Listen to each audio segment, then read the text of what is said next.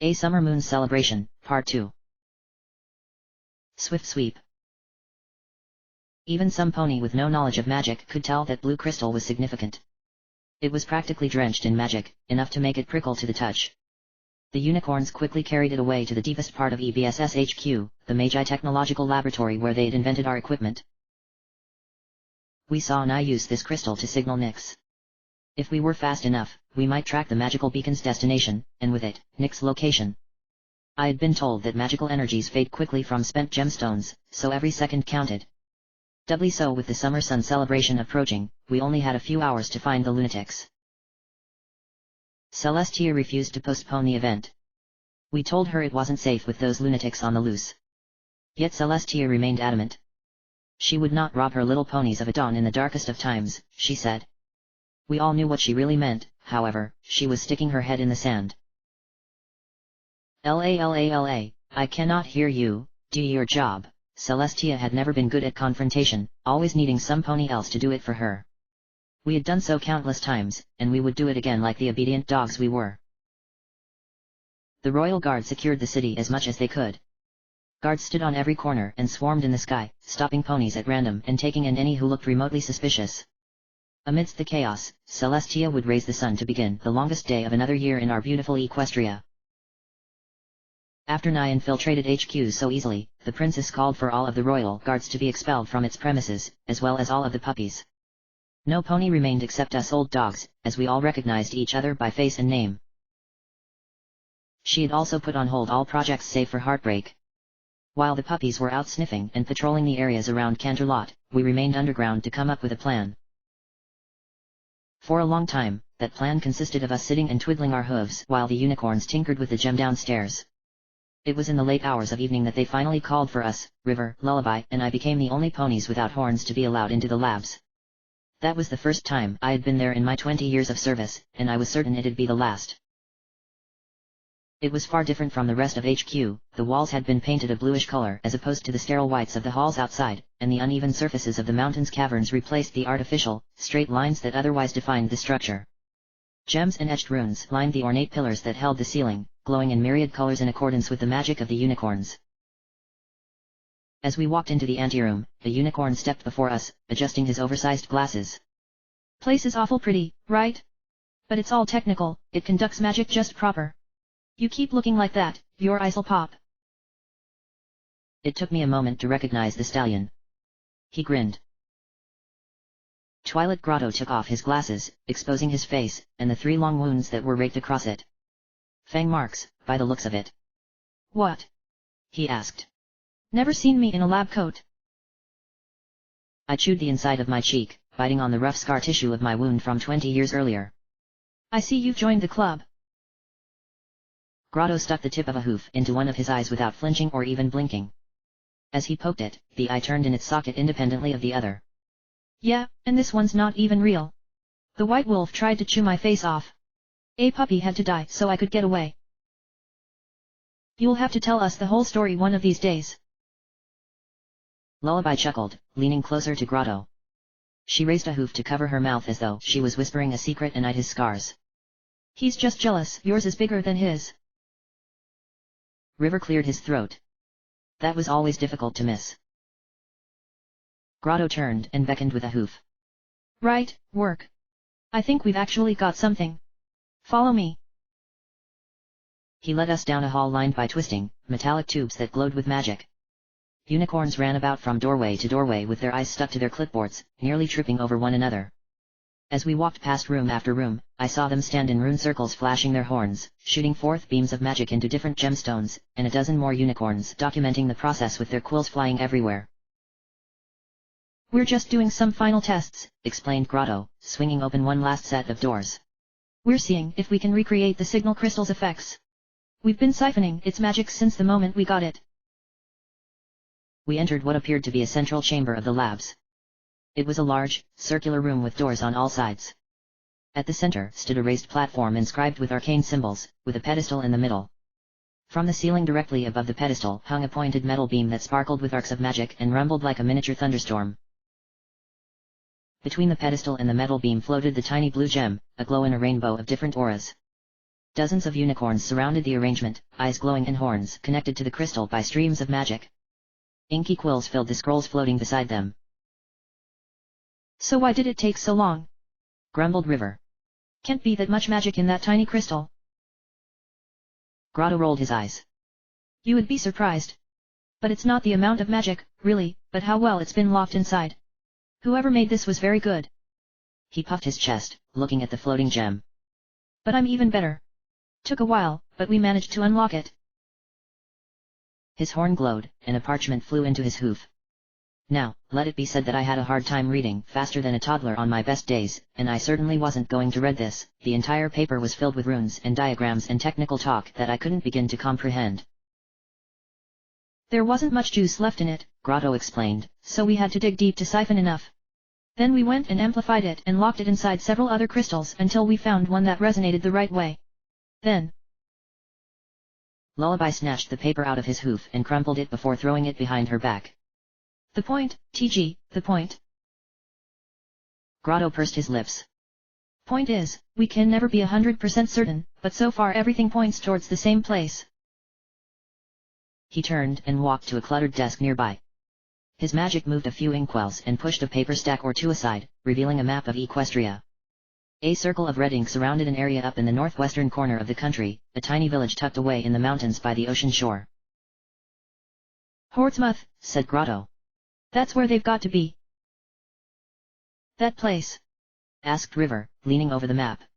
Isn't that where our precious informant grew up? It's completely out in nowhere, Grotto replied. They couldn't have removed themselves further from civilization if they tried. The closest railway station is still days from there by hoof. Sure that's where they are? Asked River. Like I told you, as sure as can be. River turned around and marched for the exit. Then I'll tell Celestia to gather the royal guard. We'll bring the skies down on them.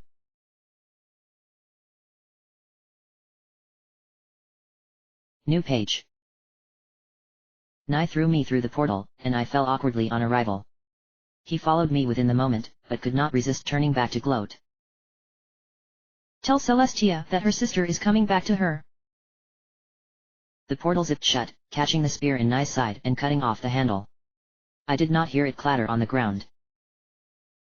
Nyx ran past me as I clambered to my hooves. Nye, she squealed. Are you all right? The end of her horn still sizzled with the afterglow of heavy magic. As she turned to Nye, I noticed that in place of her missing hind leg now sprouted a crude wooden peg with a creaky wheel, bolted into her flesh and sealed with a rune dyed into her coat where the joint met her body. I spun around, hoping to find my bearings. No windows anywhere, just faint magical lights, and walls made of stacked bookshelves. Behind me, by the wall, towered a gigantic hourglass, the glass of its upper part warped as though it had gone soft in extreme heat before being quickly frozen again. Wedged into the warped glass was a series of small gemstones, with one large ruby at the center of the formation. And down in the lower part where the portal had been, something red tinted the glass and seeped into the floor. The red stains painted a messy line of marks down a nearby hallway. Nye bit on what remained of the spear in his side and pulled it out of his chest. Good thing they didn't hit my heart. He spat it to the floor. That would have been trouble. Nyx massaged his quickly healing wound. When it sealed, she slapped him. That was reckless. She lunged to hug him, nearly tipping him over as she spread kisses all over his cheek. I'm so glad you're okay. He pushed her off. Now isn't the time to get sentimental.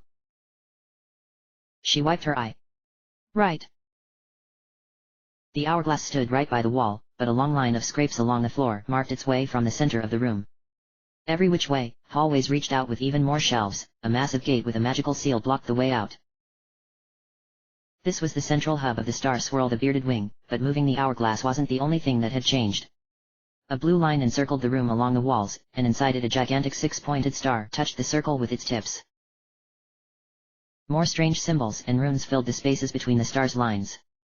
From every tip of the star another line shot up the walls, meeting in one point on the ceiling, the same exact arrangement as I had seen in Schweigen's mansion, though on a grander scale. Why bring me back here? I asked. Why come back here? Nye looked around. Don't you think it's brilliant? This place is protected by innumerable magics designed specifically to keep intruders out, and to keep the magic within. We needed a place that could cover the magical discharges we'll be working with, and Celestia provided. I don't know what you want from me, I said, neither do I care. But are you really this dense? We've been in here. Do you really think they won't suspect it? That they won't find you? Nye turned his head, shouting down a hallway, "Hello!" He looked to another one. Any pony here? He cuffed a hoof behind an ear, his voice echoed back, repeating his calls. He put his hoof down. Now riddle me this, Paige, what could Celestia do? Let her army march in here and wander around waiting for a possible break-in. He gave a sly grin. Can you imagine how many things would, well, go missing if she opened the gates? He's right, said Nyx. The wheel in her peg leg squeaked awfully as she came closer. I should think the princess is focused on catching us right now. And well. She rubbed her horn. A little sleight of magic assures she won't be looking here. So this place is probably not high on her priority list, especially with the most valuable thing already gone. She lifted a hoof, showing a bright white amulet in her grasp, cut in the shape of a crescent moon. A tiny point of light rushed back and forth on its surface like the pupil of a frightened eye. I mean, us bringing Luna's soul back is probably the last thing she'd ever guess. That's it? I asked. We all nearly died because one amulet wasn't enough for you. Now Paige, said Nye, you know all good and well that's not the case. I couldn't care less what the case is. I stomped up to Nyx, and a sharp pain whipped my leg. My wounded hoof, cracked in a vice by the EBSS, throbbed with pain. I sat down to cradle it through the bloody rag they'd wrapped around it. Nyx's wheel creaked closer. Paige, I'm so sorry. I bet you are. I felt her touch me, but I shoved her off. I've helped you more than enough. Have some decency and let me go. A red glow surrounded my bat wing and spread it for display. This is amazing, mumbled Nyx. Hopping to my hooves, I skipped the other way to tear my wing from her aura. I said let me go. Tisk, scoffed Nye. This is how she repays us. I owe you nothing, I replied as I backed into the hourglass. If anything, you owe me. I won't be saying this again, let me go. Nye threw his head up and groaned. You know, this would be much easier for all of us if you cooperated. He whipped his head towards me, eyes bared and pupils shrunk into pinpricks. I'm done trying to be good to you. As his pupils slowly dilated, I realized I couldn't look away. What are you going to do to me? You're going to save the world, Paige. You should be honored. He walked closer, his eyes looking into mine, never blinking or wavering. I would have much preferred to do this back at Schweigen's. We had all the wards and shields set up already. Much more comfortable working from home, don't you think? But we will have to settle for this place. I was too lenient. My heart's just that soft. I shrunk away from him, craning my body left and right, desperate to turn away, but I couldn't do it. Nye's eyes consumed me. His gaze pinned me to the cold hourglass. I shouldn't have let you waltz out the door that night, he said. Look where it's brought us. Look where it's brought you. My wrapped hoof lifted itself, shaking and fidgeting. Dried blood cracked and fell as the bloodied rag around it loosened. The stained cloth came undone, falling to the floor to expose my splintered hoof. It's my fault, said Nyx. I could hear her, but I could not see her, I could see nothing but Nye. Nye wanted me to fetch you, but I pleaded not to. I thought it'd be better for you, to get a few days to wind down. Think a little, you know? I didn't want to rush you. I felt a pair of hooves touch my splintered hoof and gently caress it. It wasn't supposed to be like this. Please forgive me. See? Asked Nye. His voice came from inside my own head. She is still your friend, after all the trouble you've caused. Don't shut her out, Paige. Don't shut us out. Open up. Trust us. He chuckled. As for me, I need to learn to say no to Nyx sometimes. And you, Paige. A shiver ran through me. Nye wasn't shouting, but his voice became deafening. Now you be a good girl and listen.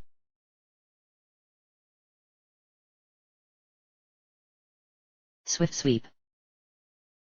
Within minutes of River's report to Princess Celestia, the city came alive with the joint forces of the Royal Guard and the EBSS. The ominous warning Nye had given us, that nightmare moon would return, set Celestia over the edge. In all my time serving under the princesses, I had never seen such fire in her eyes. Twilight Grotto told us that every year during the summer sun celebration, he'd feel the magical currents in the air shift. He speculated that at this time, when Celestia reached out to the moon in the heavens to replace it with the sun, the magic that bound Nightmare Moon was at its weakest. That was why, he guessed, our good Prophet Nai had been so desperate to get his hooves on Paige. Whatever they were planning, they needed her for it. There was no time for a conventional force to rally at the border of Hortsmouth. Ponies that relied on their hooves to travel would have taken days to arrive.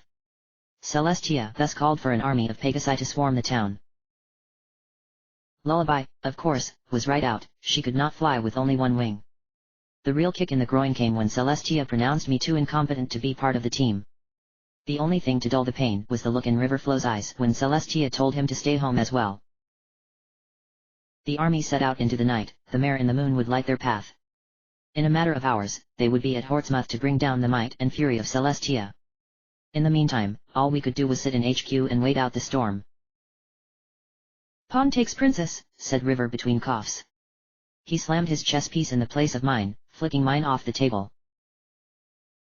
I gritted my teeth and stared intently at the board, unwilling to give River the satisfaction of looking me in the eyes. I had lost 3 times already. You seem tense, River said. I jumped from my seat and flipped the table, sending the board and pieces scattering across the room. You think... Temper, he whispered, leaning back in his seat. It's your fault we're stuck here. He eyed the arrangement on the floor for a while. So, are you going to pick that up, or what? Oh, you little... stars, groaned Lullaby. As I turned, I saw her leaning against the doorway. You boys are still going at it. Taking a deep breath, I turned my back to River. We're just finishing up, actually. River sighed. How long has it been? Lullaby shrugged. Less than an hour? I feel like this is going to be a long night for you too. Yeah, grumbled River and crossed his hooves. What I wouldn't give to crush Nai's skull myself. Then do it again when the monster heals. As Lullaby opened her mouth, her ear twitched, and she turned the other way. Soon I heard the rapid clopping of hooves in the hallway as well. As Twilight Grotto skidded to a halt, he had to slam a hoof into the doorframe to stop himself. He spent a moment catching his breath and adjusting his glasses. Oh, he huffed. Thank the heavens you're still here. Come on, now, right now. We all exchanged a look. Then we set out. It's the crystal, he jabbered as we hurried down the halls towards the laboratories. You know I said whoever made it, he was good? Well, he was. He really was. And I just... by all the stars and the moon and sun above, I just can't believe it. What's going on? asked Lullaby. We were looking for the magic inside the signal gem, right? Grotto flipped around, kicking the doors of the labs open with his hind hooves, then moving backwards as he talked. It was incredibly well hidden. We had to jump through all these hoops to get to it, technical stuff, you wouldn't understand, not interesting. Point is... He kicked in another set of doors, taking us to the hub with the magical siphoning machinery, except this time it wasn't the blue crystal on the pedestal, but something else I didn't recognize. A small piece of wood, by the look of it. Look, TG, I said. Deep breaths. What do you want to say? I'm saying it was like a puzzle. And I didn't notice it earlier because I was so caught up in solving it. He ran up to a desk, picking up a small glass tube with the blue crystal suspended magically inside. This is a distraction. No, you guys don't get it. He brushed his mane out of his eyes nervously and adjusted his glasses again. It's a puzzle, a puzzle. It was meant to be solved. He beckoned, rushing around the magical contraption in the center of the room and dodging the dozen unicorns working their spells on it. The room flashed with outbursts of auras of all colors. Arcs of magic flowed like lightning to and from the wooden object floating above the pedestal. It was just a hunch, I mean, he prattled on. Didn't think much of it, but I had to check it out. That thing. He pointed a hoof at the piece of wood. You know when Nai came for New Page, a guard speared him? The shaft got caught in the portal as it closed. You told me yourself, the end of it got sliced clean off. That's it there. Get to the point, said River. The point is that we've been running tests. Now, in the report I've been given I recall reading that supposedly the lunatics made these magical portals using an amulet made from Nightmare Moon's hair. This thing? We did our best to track the magic source, and you know where it's pointing. He lifted the tip of a hoof up. To the moon. River groaned. Are you suggesting they took the girl to the moon?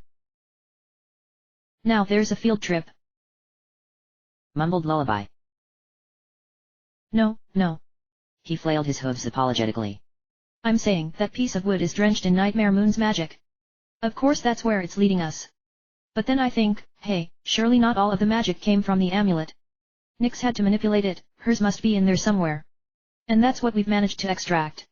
There's this tiny, infinitesimal trace that doesn't belong to Nightmare Moon. It has to be Nyx. So?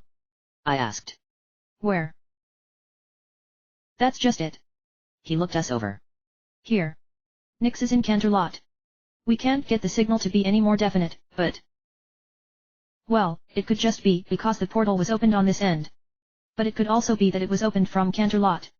Nyx is here, I'm telling you. She's got to be. Insanity. Snapped River. Why in Equestria would she stay here when she could have gone literally anywhere? I hate to side with River, I cut in, but this really doesn't make sense. If we believe they're trying to summon Nightmare Moon or something. You could feel that magic from miles away, couldn't you? Heck, some Earth filly in Hortsmouth could sense it. Unless they shield it, mumbled Lullaby. All eyes were on her. TG, didn't you tell us about the Star Swirl wing of the archives? It's got all these magical defenses. Not just to keep ponies out, but to keep its secrets hidden. Grotto rubbed his chin. Yes, and that could be why we can't get a proper reading. He looked at us with pleading eyes. You've got to get in there. I mean, yes, it's just a hunch and it's crazy, but what if we're right? And Celestia? I asked. Why would she leave the place unguarded, especially right after a break-in? River scoffed. Because she's terrified of what ponies will find in there. She said she'd take care of it personally, but she hasn't touched it yet. Just declared it off-limits. Even more off-limits than before, that is. Then Celestia is a fool, I said. She is, replied River. Which one of us is going to tell her that? Excuse me, Princess. I know we just sent the army across the country, but I think we may have got it wrong. Could you let me into the Star Swirl wing so I can sniff around? Lullaby raised her hoof. I'll go. Sorry, boys, but between some ponies she had sent off to die, sorry, TG, and you two tuck farts, I think I have the best chance of getting through to her. Then it's settled, said Grotto, turning towards the siphon. We'll continue working on this here, but you had better hurry.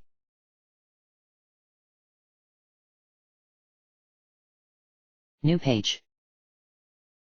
I did not think, merely acted. My mind ran empty, my thoughts dispersed, my legs started moving and I could not have resisted, had I tried. On a subconscious level, I was aware of the situation, but a desire to flee could not coalesce. As though I was stuck in a perpetual state between a dream and wakefulness, I sleepwalked through every order Nye and Nyx gave me.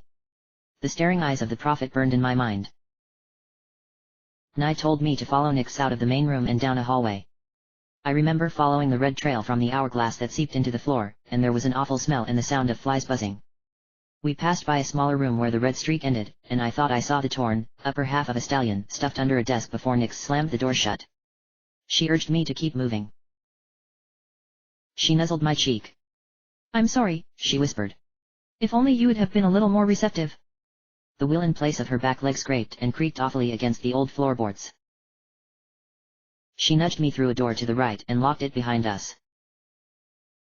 Though the room wasn't wide to begin with, the table taking up the center made it look even smaller.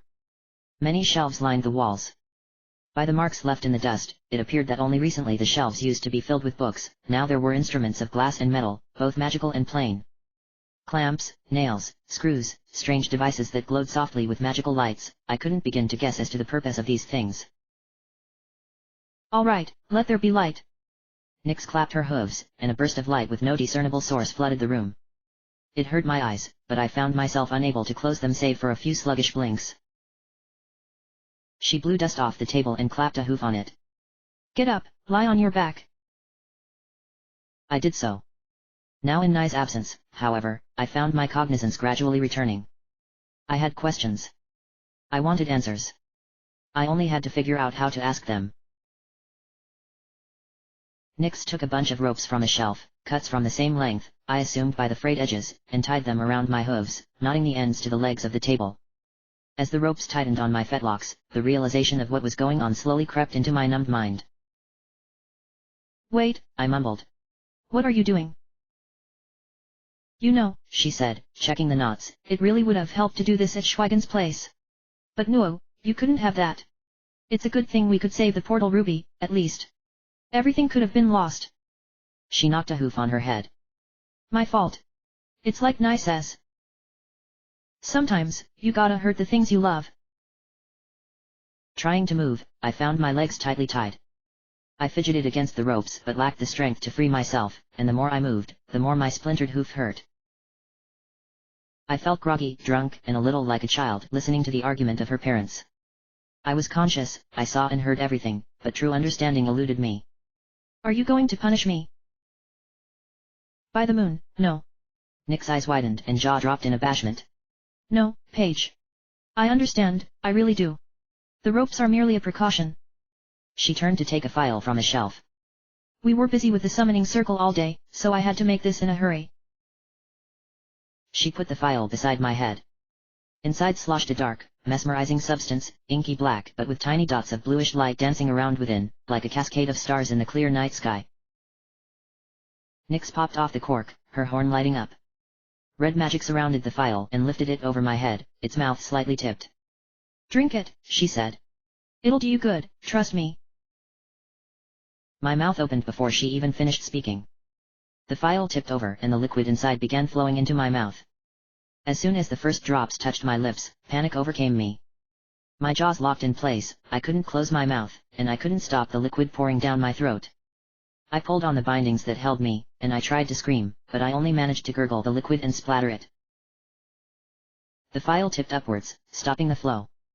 Trust me, said Nix, grabbing my head to hold me in place. It'll do you good. Calm down. Drink it, please. She let go of my head. Nick's words wormed themselves into my brain, compelling me to remain calm and still. The file tipped over again, and this time I lay frozen, mouth open. It tasted bitter and cold, pricking my tongue and stinging my throat. My chest convulsed as I drank and my stomach churned. The liquid snaked down into my belly, leaving behind a trail of coldness. With the very last drop rolling down my throat, I gasped for air and sputtered. A shudder ran down my spine. My hair stood on end across my entire body. What? I began, but speech became more and more difficult by the second. My tongue flipped about slackly. What was? My entire body felt like lead, like I had just sunk to the bottom of a lake. I heard myself breathe, but I did not feel it in my lungs. Looking at Nix, I hoped my eyes would ask my questions for me. Nix had her back to me. She stood over a sizable basin, rinsing something in the frothy water inside. She ran her hoof across the object in her hooves, staring at it longingly for a while. She turned around to place a hoof on my chest. Slowly, she dragged her hoof downwards and circled the tip around near my groin. I felt nothing. She pinched my skin. Feel anything? I tried to shake my head. When my body didn't respond, I just stared. Again her horn came alive. A single hair on my chest was enveloped in a red aura. Nix blinked, to which the hair parted itself from my skin and floated away. She gave it one look, then turned back to me with a raised brow. I did not feel it at all. Nix smiled, but her ears drooped. I love you, Paige, she said. I hope you know that. I'd never want any harm to come to you. And I wish. She paused and gulped. By Luna, do I wish I could go in your place. But I can't. No pony can. She rubbed a hoof on her amulet, eyes turning to the ceiling. How does it feel to be one with the mother? Do you notice it at all? I forced my tongue and cords to move. Why or why? She placed a hoof on my mouth. Don't try to speak. Just remain calm and breathe deeply. Good. You're doing great. She smiled. Hasn't I told you? You hold a piece of Princess Luna's soul inside of your own. You are connected to her even now, from so far away. Your soul is a gateway between Equestria and the moon up above. Her smile grew wider, spreading into a toothy grin. She skipped around the table and put her front hooves on each side of my head, then she leaned over me, close enough for my mane to brush her chest. Don't you understand? You hold the last magical thread that binds Nightmare Moon to this world, the only one Celestia or Fate has not yet severed. A powerful red glow consumed her horn, the light rising like dancing flames across its surface. On the other side of the room, a drawer opened and a glass jar floated out, about the size of my head and filled with some greenish substance. The jar placed itself on a shelf. My heart gave one great beat, kicking at my ribs from the inside and knocking the air from me. Light enveloped my chest, and a pulsating red glow appeared where my heart was, throbbing faster by the second. What? I mumbled. Nyx pressed her hoof against my mouth. Hush now. I've been practicing this, but you don't want me to mess up, do you? From the frothy basin emerged a saw. A red aura shook it in the air, wiping it clean of soapy water before bringing it over my chest. The tips of its teeth parted my fur and rested on my skin. I'm so jealous of you, Paige, she said and brushed my cheek. Your body will become the womb of this world's resurrection. The saw raked itself across my skin, ripping hair and tearing flesh. A red glow blanketed the cut, keeping the blood at bay. I screamed, not out of pain but sheer terror, for I could not feel a thing. I wanted to move, but my body lay slack like a rag doll. Another tuft of magic wrapped itself around my muzzle, pinning my mouth shut and suppressing my screams. Nyx fixed her eyes on my chest, working the saw, pulling and pushing, cutting and rending, deeper and deeper. She licked her lips and placed a hoof on mine. SSH, she whispered. It's all right. You'll be safe. If I could give my body to Princess Luna, I would do so in a heartbeat. Alas, only you can. But don't worry. Once the princesses reunite, it'll all be worth it. We just have to bring Princess Luna back. She ran a hoof across her amulet. Nai believes we can create a harmonizing wave powerful enough to mend her damaged soul. We'll heal her spectral scars. I heard a crunch. Nyx's horn glowed brighter, and her amulet with it. My ribs parted, bending, cracking, splintering, my chest opened before my eyes. My pinned muzzle resounded with a suppressed scream. All I could do was watch as magic pinched the veins and arteries of my heart, tearing them one by one. Metal clamps floated into my split chest, clasping the ripped veins and arteries and separating muscle and tissue from bone. The cold rush of realization washed over me, the realization that I was going to die. Though I felt no physical pain, the fear and loss ate away at me. You really start to think when you see the end approach. Had I wasted my life chasing dreams and nightmares? What would I miss? What could I have been? I wanted to be a historian, an astronomer, a professor. Or maybe I'd have started a family. Nice husband. A beautiful baby. And Mama. Oh, what would she do without me? My vision grew blurry from tears, but I could not feel them roll down my face.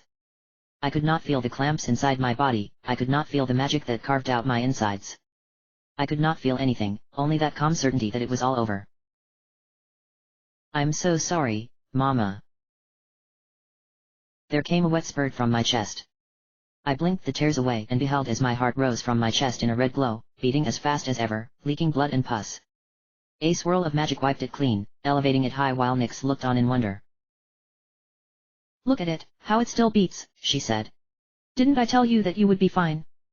She ran a hoof through my mane. We'll put it back, just as soon as we know it's safe. Nai says the elements of harmony are far too powerful, so we cannot break the magic that binds Princess Luna into the moon. But you, Paige. In a way, you already have.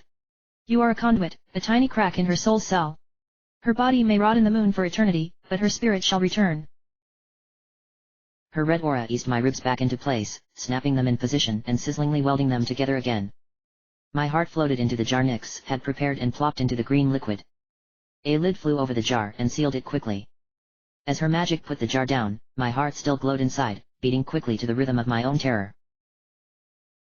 Flesh and skin fused together on my chest. The only sign the operation left behind was a burn-like wound. Am I? How am I not dead? I could barely breathe. Even in my delirium I knew I shouldn't have been alive, Did I see that? Did that really happen? Once her soul takes your body, Nyx continued, we've prepared a place for yours. From a high shelf, a clear crystal sphere floated above my head. I recognized it. It was the soul gem in which a lonely fragment of Luna's spirit had been imprisoned. But now there was no light inside, the gem shone dully in the ambient light. Remember the crescent moon amulet? Asked Nyx. We've managed to extract the soul fragment from the soul gem. It's inside that amulet now. She smiled, gently touching the floating gem with the tip of a hoof. Which means we now have a safe haven for your soul. It'll have to leave your body to make space for Luna, after all. So this was the fate my friend prepared for me, not death, but to be an accessory, a toy, a testament to her insanity. As she leaned closer, I felt her red amulet touch me. I realized, then, that this was merely a taste of things to come. My soul would be locked inside an unmoving, helpless mockery of a body that was a subject to this deranged child's whimsy. I had seen how she treated her dolls, how she'd play with them and oh, she'd hug them while she slept. Little did she care for losing the odd leg or chewing off the eyes here or there. I began to think that dying on that table would have been a mercy. She bent and kissed my forehead. The warmth of her lips was lost to the cold that permeated my body. The vacant soul gem spun gently above me, the room's lights reflecting and casting shadows over the minute imperfections of its surface. You'll be safe in there, Paige, she whispered. I'll take good care of you.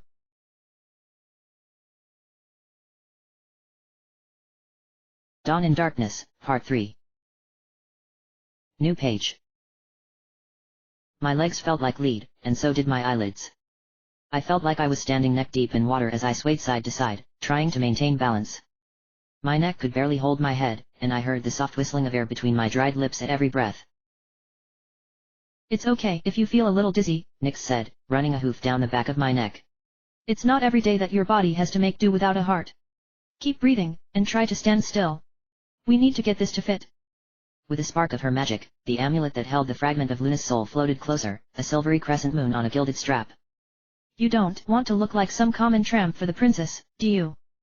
She asked as she hooked the amulet around my neck.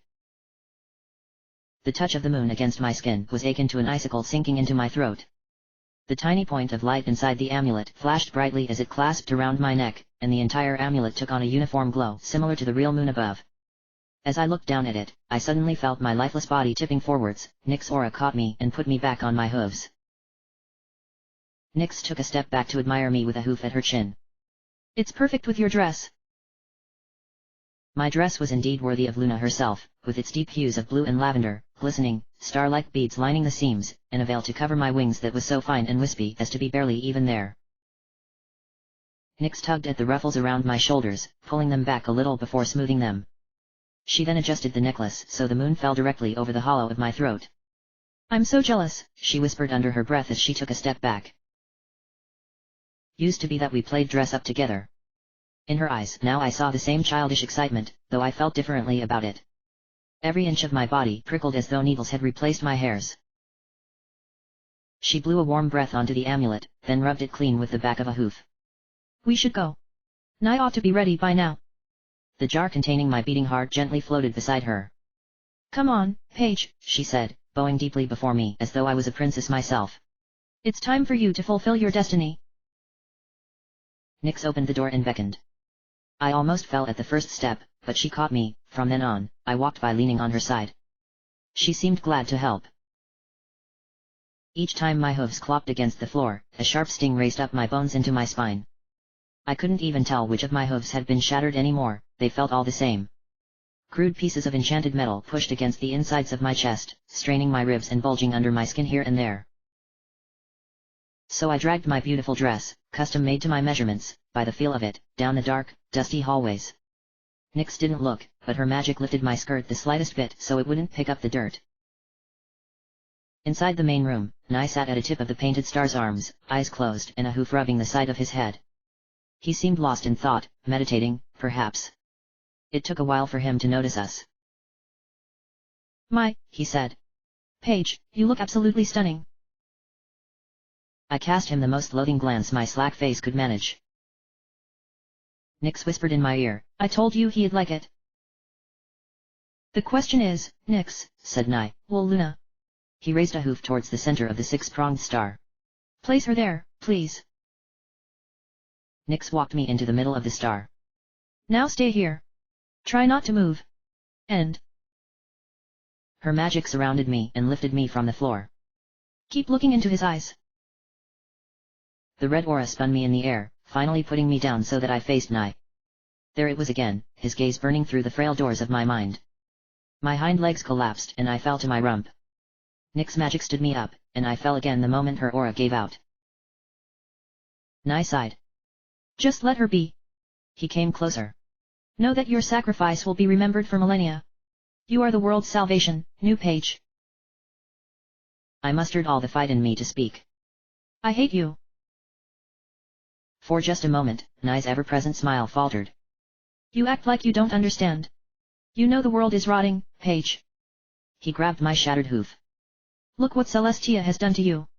With every passing day, she loses more of herself to the darkness. If we do not help her, woe betide the world when she finally snaps. Believe me, it breaks my heart to cause harm to others. Yet if we do not somehow intervene, all will be lost. Celestia needs her sister back, even if she refuses to admit it. He stroked my shattered hoof. We will bring her back, and we will cure her. Nightmare Moon will be no more, and the two princesses together shall rebuild the world. I pulled my hoof out of his grasp. I put it down and shifted my weight onto it. Rather that pain than let the fiend keep touching me. Nye shook his head with a sigh like that of an exhausted, disappointed father. I wish you could see the good that you're doing. He turned to Nyx. Are you ready to begin? Nyx took her place at the point of one of the star's arms and sent him a determined nod. Nye stroked my amulet. That is the fragment of Luna's soul in there, he whispered. Luna senses that you two are the same, that's why it glows so bright. She loves you, Paige, just as she loves all of us. Never forget that. I hope you've been treating her with more respect than you've given me. With that, he made his way to a tip of the star directly facing me, beside the arm where Nyx sat. He sat down at about 10-15 paces distance, his back to the enchanted door of the main room and eyes glaring into mine. Nyx. She stood directly to the left of Nye, resting one of her hooves on the jar that held my heart. She rubbed her red amulet nervously. I can do it. I know I can. Nye glanced at the jar. If something goes wrong. Nothing's going to go wrong. Nyx interrupted. Then she quickly stuffed a hoof in her mouth. Look at me, Nyx. In the unlikely event that we fail. He cast the jar another glance. Smash it. Nyx avoided my eyes for a while. I didn't have a hard time guessing what smashing the jar would mean for me. So that's what this was for, it was a magical failsafe should Nightmare Moon be set loose. And this was the destiny my childhood friend had prescribed for me, either be cast out of my own body so it could be host for an immortal princess, or be killed to protect the world from an ancient evil she unleashed. In the latter case, maybe, I was better off. Glimpsing to the side, I caught a faint glimpse of myself in the reflection of the tall hourglass. I couldn't help but smirk, at least I looked good for the occasion. An opening of the bodice framed the moon amulet perfectly. The amulet's glow shone perfectly on the ruffles on my shoulders to blend with the colors of the dress. Aren't I lucky, Mama?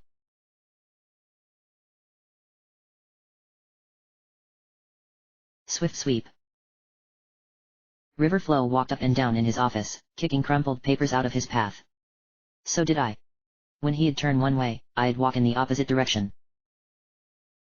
She's taking too long, mumbled River. Who knows what Celestia's doing to her, I said. I don't like this. Neither do I. Sorry boys, came Lullaby's voice, giving both of us the jump. She stood in the doorway, shaking her head in amusement. One would think two of the EBS's oldest would be a touch more observant. In any case, again, sorry about taking so long. Celestia was entirely preoccupied by her preparations for the Summer Sun celebration, so she barely listened to me. I don't suppose she believed you, said River. No. And you would be surprised how many ways the princess can phrase your all incompetent buffoons. The moment I mentioned the star swirl the bearded wing, she shut me down. She wanted to hear none of it. None of it? I asked. None, she replied. I started to shake. None, all right. Give me a sec. Chewing my lips, I walked to the nearest wall and closed my eyes. I pictured in front of me Celestia's face, her pristine white coat and aurora mane and her beautiful, lying smile. Lullaby raised her voice. Swift, please. I turned and placed that mental image of Celestia on the wall behind me. My anger exploded with a gigantic, two-hoofed kick at the wall that sent tremors through the room and my very body. As I listened to the crumbling of plaster, I imagined Celestia's teeth falling to the floor. I let my head hang as I wheezed and swallowed. All right. I'm good, I said, looking up. My bones and joints ached. I felt guilty, I did. But also relieved. What now, then? Asked River. Now. Lullaby grinned. If Swift was kind enough to pay attention. She unfurled her one wing to reveal a gem-studded talisman in the shape of the sun, Celestia's key to unlock the magical seals on the gates of the star swirl the bearded wing. Now we're going to the archives. I gaped. But didn't you? River couldn't help a raspy chuckle. You did, didn't you? Lullaby flicked her wing to throw the talisman to me. I did say she was entirely preoccupied. Well then, said River. Can't be long before she figures out it's missing. No, replied Lullaby, which is why I suggest we get going immediately. Any pony asks, she gave that to us.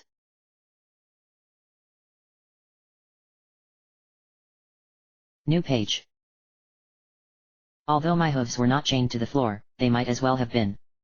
All my strength had been sapped, and I could barely feel my own body. I could only tell I was still alive because I knew I deserved a better afterlife than this.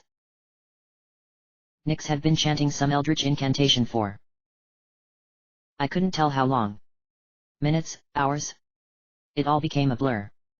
From the corner of my eye, I saw her horn glow along with her amulet. She preached about the moon and its beauty and the rotting of the world under the sole rule of Celestia. She begged to the stars to aid Luna's escape, for the facade of false harmony to break apart, for the world to live again. I didn't know how magic worked, but I knew most unicorns didn't recite elaborate chants whenever they used magic. Either her spell was of a far higher power, or this entire ritual was bogus. I didn't know which to believe, which I wanted to believe. Nye stared, his eyes wide, red, consuming, unblinking. I could not take mine away. In what remained of my peripheral vision, I noticed the painted star and runes on the floor began to glow red, bathing the room in an eerie light. The longer the ritual went on, the more exhausted I became.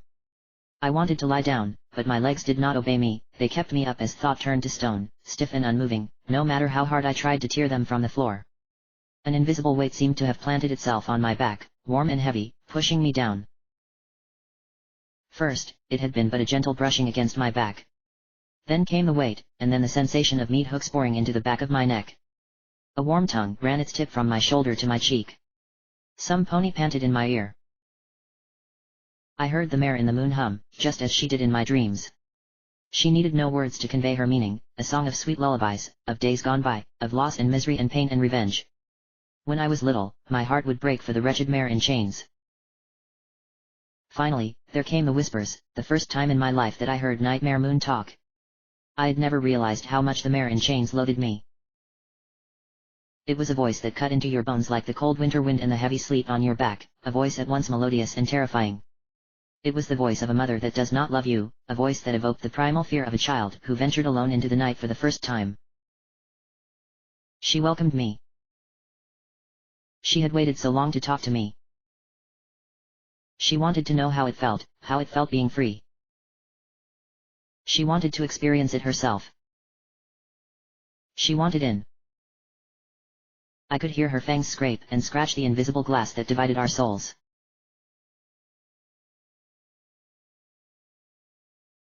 Swift sweep. The three of us rushed across the city into the archives, bearing Celestia's sun talisman. It was easy to get lost in the crowd, ponies from all walks of life flocked to the capital to witness the dawn of the longest day. Yet their presence meant only that we had wasted far too much time, as Celestia would be raising the sun soon. If Twilight Grotto's guess was correct, that the children of the night would attempt to bring Nightmare Moon back in the moment when Celestia reached out to the moon, then we only had minutes to spare. And if it turned out they were not in the archives after all, well. I didn't want to think about it. The royal guards before the gates of the Star Swirl the bearded wing knew better than to question us, for how else would a trio of EBSS agents have the key if not with Celestia's blessing? They parted at the sight of the glowing talisman and opened the gates for us. Walls of books and forbidden scrolls surrounded us in this forbidden labyrinth of twisting halls. We decided to make our way to the central chamber with Star Swirl's hourglass. If we did not find these lunatics on the way, at least we had a clear starting point for our search.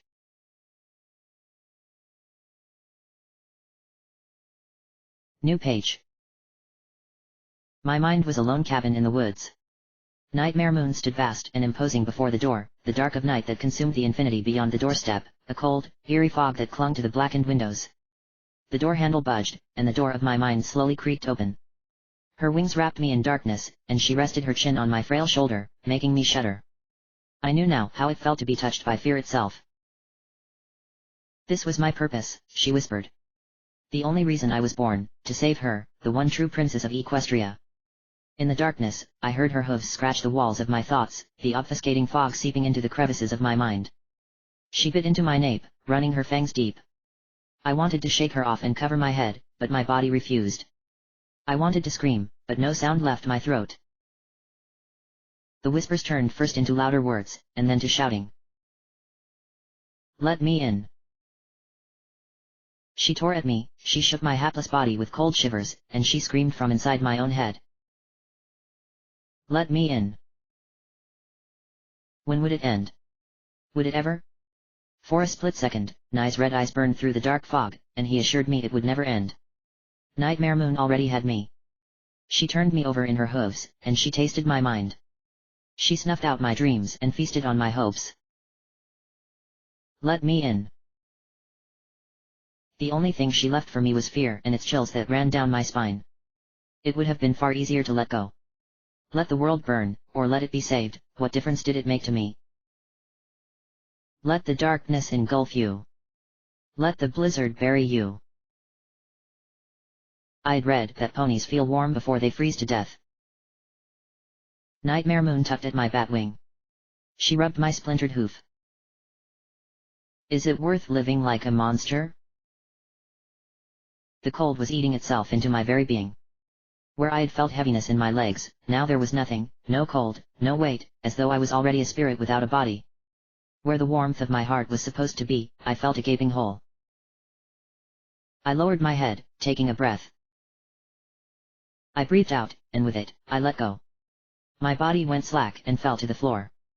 I sprawled out and waited for the darkness to take me. A feeling of peace washed over me. No more fear. Between the walls of my mind echoed the sound of chains breaking, vines snapping, weights falling. The mare cast away her chains and her fangs tore her prison apart. In that moment, the star on the floor lit up with blinding light.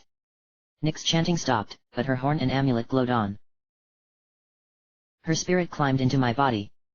I could feel her hoofs slide under my skin, and my face stretched across her skull. She wore me like a mask. A powerful, splitting pain cut through my skull like a bolt of lightning, knocking the air from me. The aftershocks throbbed in my head and poured into my body. My body began writhing, twitching uncontrollably. Muscles tensed and relaxed at random. I felt nothing in my lungs, but I heard choking coughs and half-breaths. Were they mine? The world spun around me, lights flashed and the glowing of runes blended into an incoherent cascade. Then, as quickly as it had begun, the writhing stopped. I lay still again, my body slack and drained. A rush ran down my spine, a sense of excitement, of boundless energy. Where my body had gone cold, now heat rose beneath my skin. My lips twitched, parting to curl into a grin. I breathed in, and the air of Equestria tasted so sweet.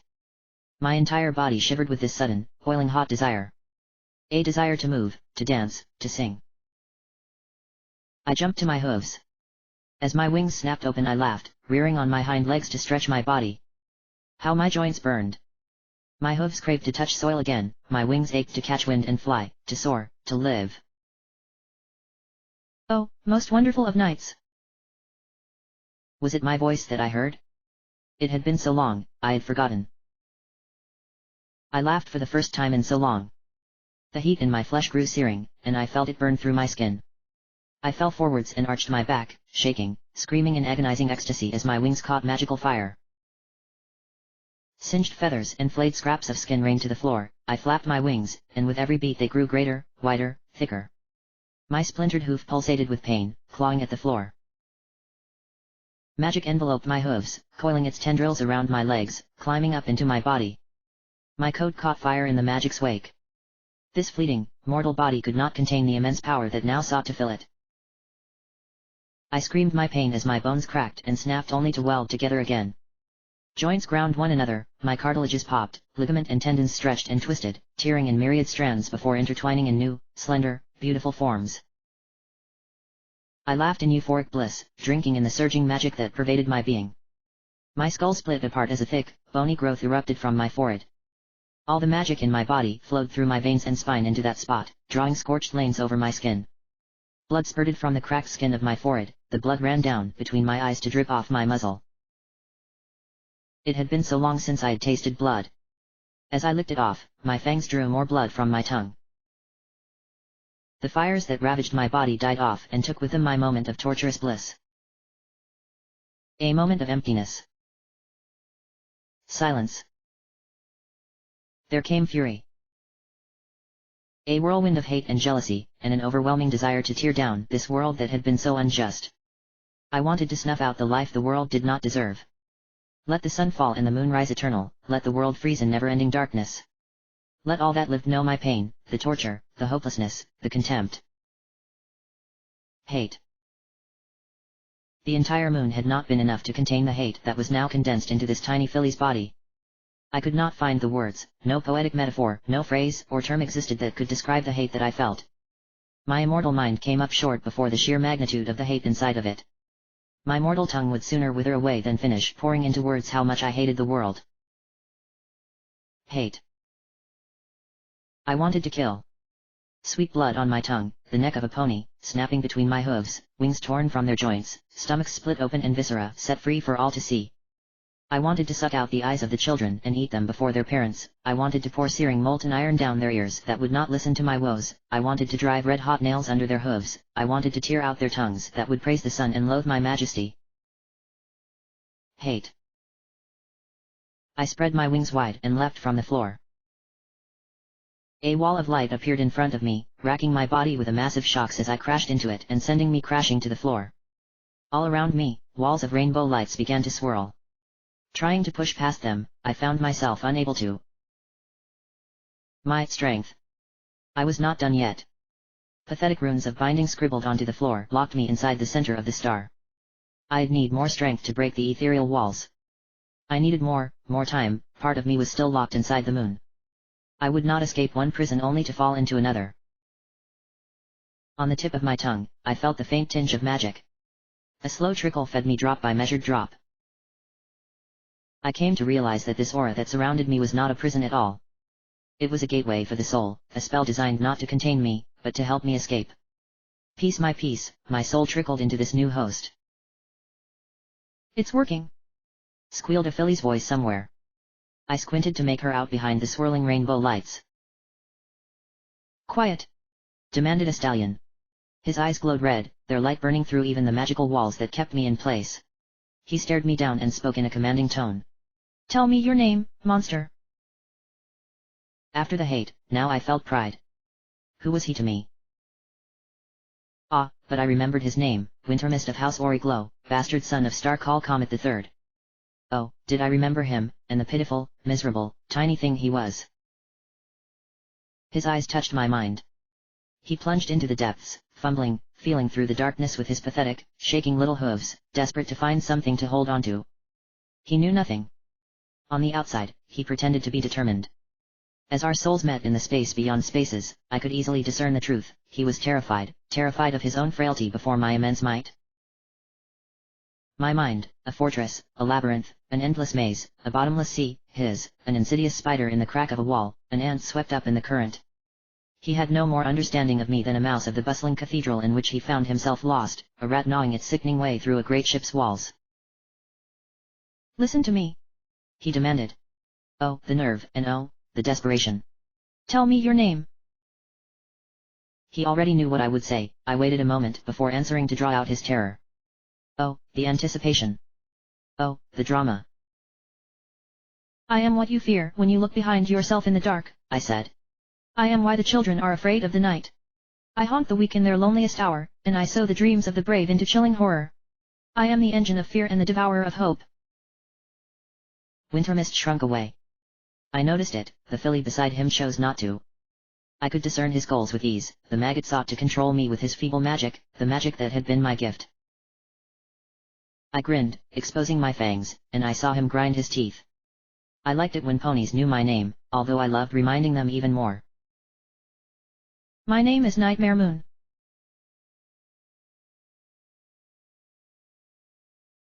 Swift sweep.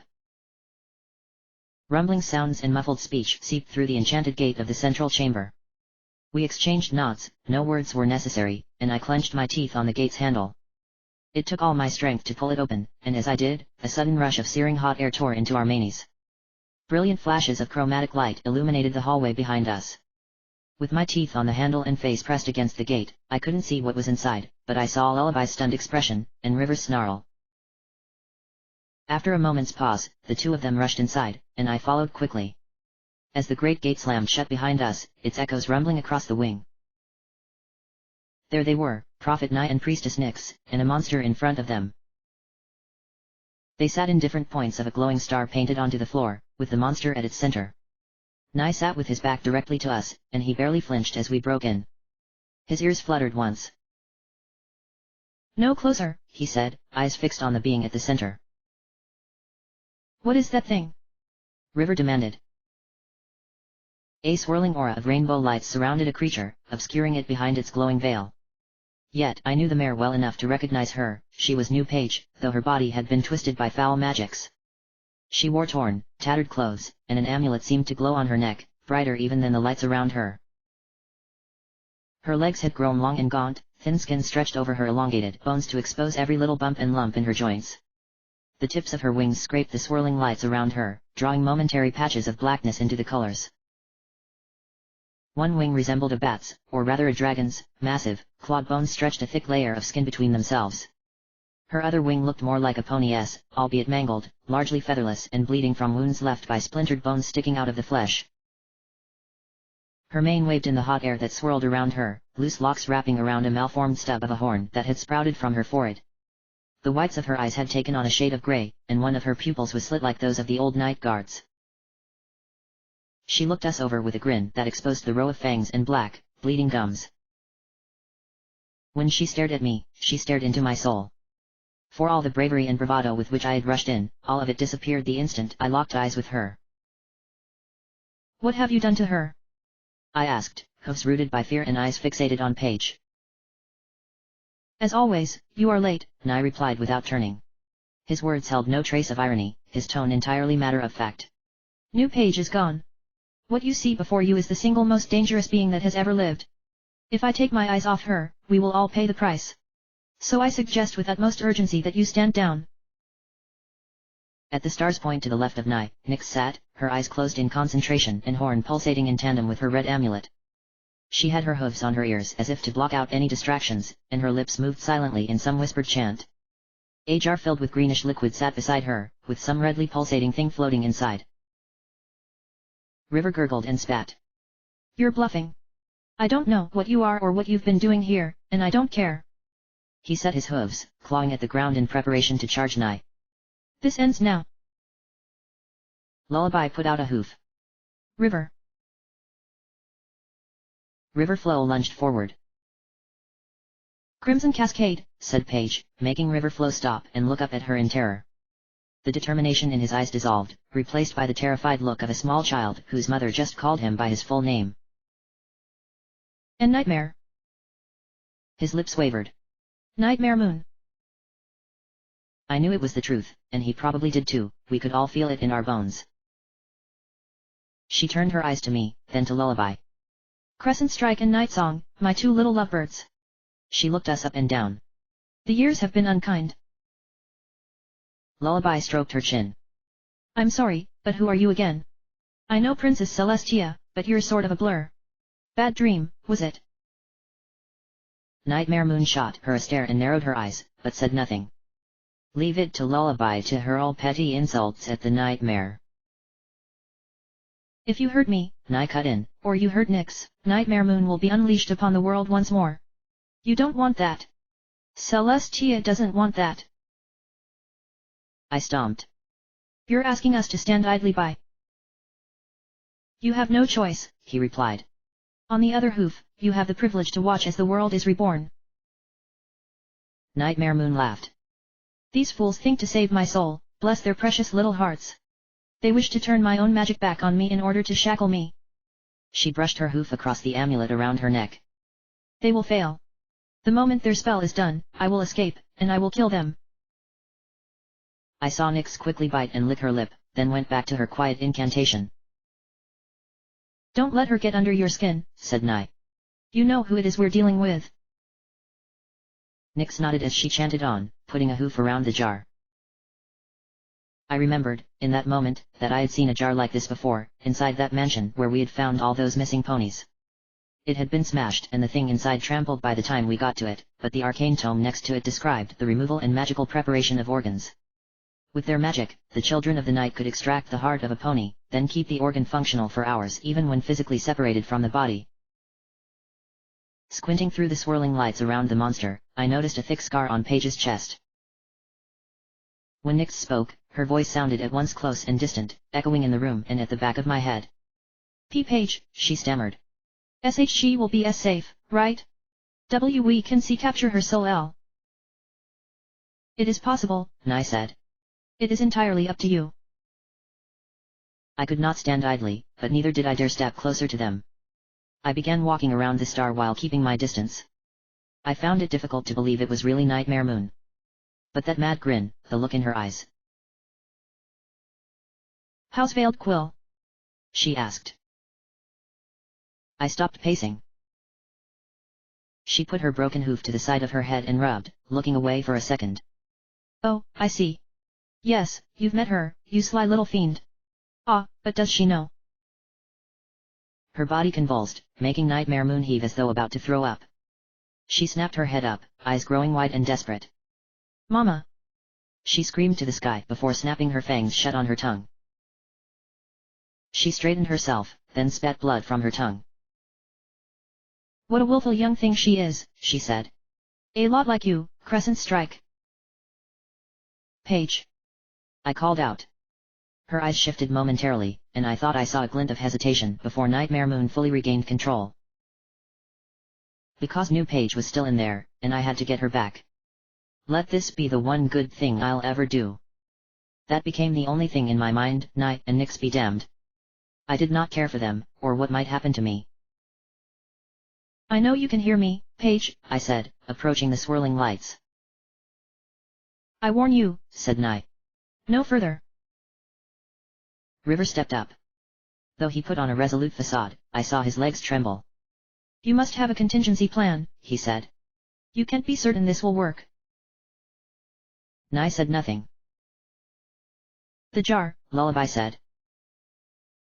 River looked at the jar under Nyx's hoof, then at the scar on Nightmare Moon's chest. I saw the revelation in his expression, and so did I understand the purpose of the jar. Nightmare Moon closed her eyes and smiled slyly. You will die before you touch it. River gritted his teeth. Lullaby stepped up beside him. Lies. Lullaby said. Look at you, you are pathetic. Chained by the magic of a mere child. Nightmare Moon's face contorted with disgust. They have perverted my own powers to serve their quaint little game. Look at this. Nyx. She stuck out her tongue and spat as though trying to get rid of some bad taste. Her magic could barely squash an ant without the amulet around her neck. River laughed, taking another step. You're afraid, aren't you? You know we can hurt you. Nai reared, eyes still on Nightmare Moon. Silence. He shouted. You don't know what you're dealing with. Don't you dare take another step. And Nai, said Nyx, what do I? Focus. He screamed. Block them out. Keep her chained. Nyx curled over the jar to protect it with her body, jaw clenched. No, said Nightmare Moon.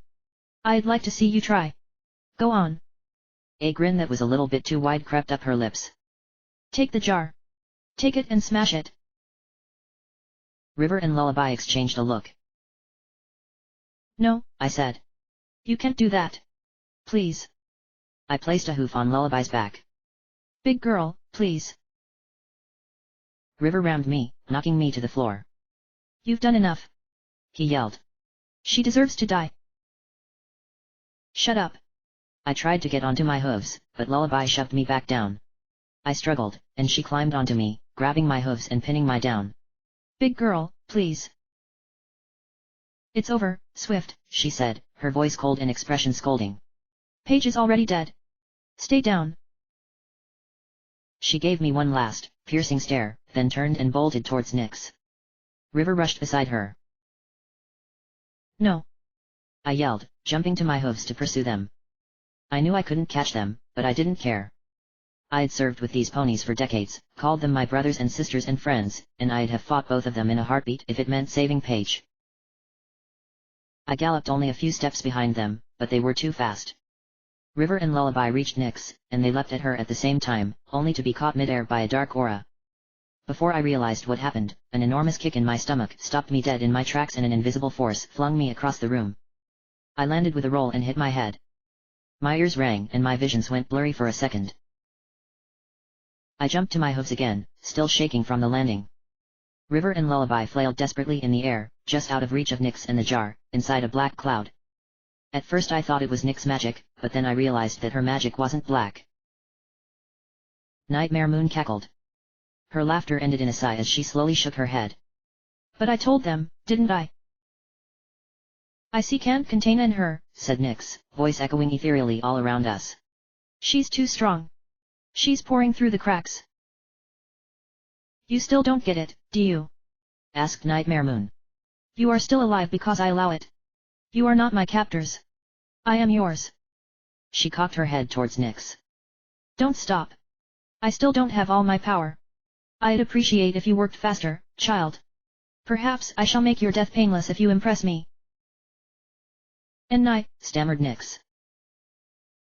Do not listen to her. Nye cut in. We need her, all of her. Only then can we save her. Continue. Nightmare Moon's horn flashed, and the dark envelope of magic brought River and Lullaby closer to me, but she didn't let them go. The two of them writhed and flapped their wings in vain attempts to break free from the aura that gripped them. To show you my goodwill, said the nightmare, I will only kill one of them. Who shall it be, Crescent Strike? What? I asked. You can't expect me to. If you don't, she chortled, I'll just kill them both. River groaned, twisting his body midair to look at Nightmare Moon. You sick. You deranged fuck. His voice caught and her body pulsed, hind legs snapping together, an invisible force had apparently kicked him in the groin. He squealed quietly, too proud to yell in pain, too weak to contain it. I can't. I mumbled. Lullaby's face had gone blank, her eyes wide and staring at nothing. I had never known her to panic, I supposed this was the moment she realized she was probably going to die. None of them looked at me. Part of me was grateful for that. I can't just choose. At once, one of Lullaby's and River's front hooves both bent backwards, the snapping of bone and their sudden wails of pain resounded across the room, giving me a jump and leaving me with a shiver. I found myself gritting my teeth and shaking. River hissed, grasping his broken leg. He gave Lullaby a look, she didn't return it, then turned to me. Yes, you can choose, Swift, he said. Yes, you can. Lullaby looked at me, teeth clenched to bear the pain, her eyes blank as before. She didn't say a word, and I couldn't tell whether she agreed with River. I didn't think she could, either. She just stared, wall-eyed, not at me but through me. I hate you, River, I replied. But don't think for a single moment. Their hooves bent the wrong way again, and they cried out in pain. Nightmare Moon grinned. I turned away. Let Lullaby go. What's that? Asked Nightmare Moon, leaning forward and batting an ear my way. I'm sorry, I don't quite understand that phrase, let go. Taking a deep breath, I looked into her eyes. I'd be lying if I said I never had fantasies of doing horrible things to River. I might have said things, absent-mindedly, that I never really meant. Now I needed all my strength to will my tongue to move, to say those words. Kill. I gulped. Nightmare Moon smiled. Kill River Flow. It's fine, Swift, River groaned past his pain. It really is. I've been waiting for this anyway. Lullaby shook her head. Swift, she whispered. Small boy, you idiot. Another crack echoed across the room, one of Lullaby's hind legs broke with a crunch. She clenched her teeth to suppress her cry of agony. Why you know who this is, don't you? What? I asked, looking at the grinning Nightmare Moon. You. The aura around River dissipated, letting him fall to the floor.